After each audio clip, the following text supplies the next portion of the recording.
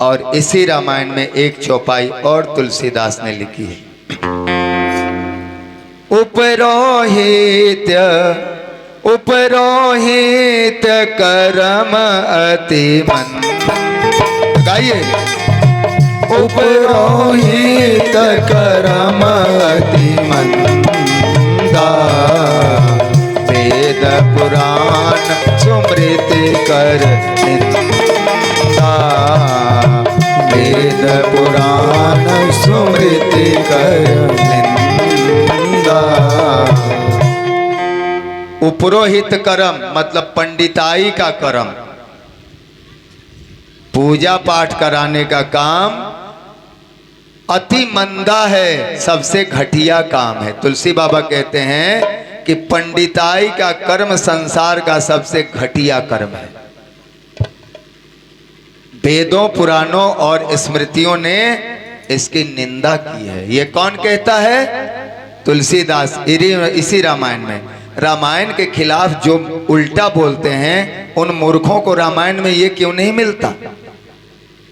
क्योंकि उनको रामायण के माध्यम से सनातनियों को, हिंदुओं को कमजोर करना है, मजबूत नहीं करना है।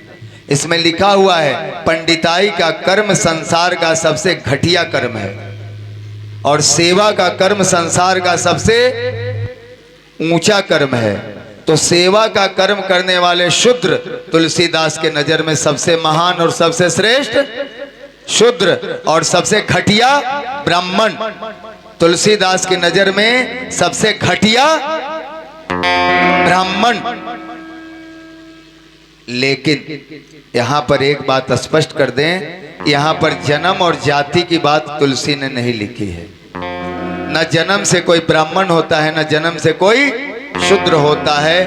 ब्राह्मण कुल में जन्म लेकर भी जो सेवा का कर्म कर रहा है वह महान है, और किसी कुल में जन्म लेकर जो पंडिताई का काम कर रहा है वो घटिया है। हम लोग कौन काम कर रहे हैं?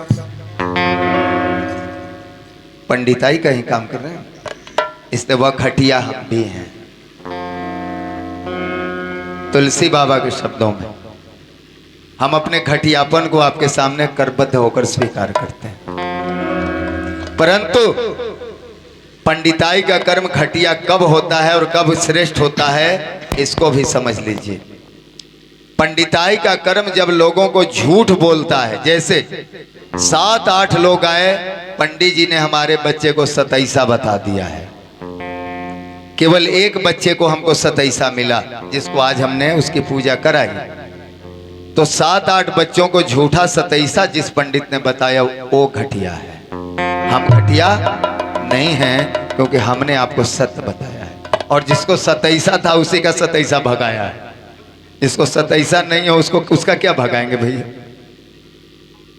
पंडिताई का कर्म घटिया कब हो जाता है? जब लोगों के सामने झूठ बोला जाता है, लोगों को ठगा जाता है। जब सत्य मार्ग की प्रेरणा दी जाती है तो वही कर्म सबसे श्रेष्ठ हो जाता है। वेद भगवान कहते हैं वयग्वंग राष्ट्रे जागृयाम पुरोहिता।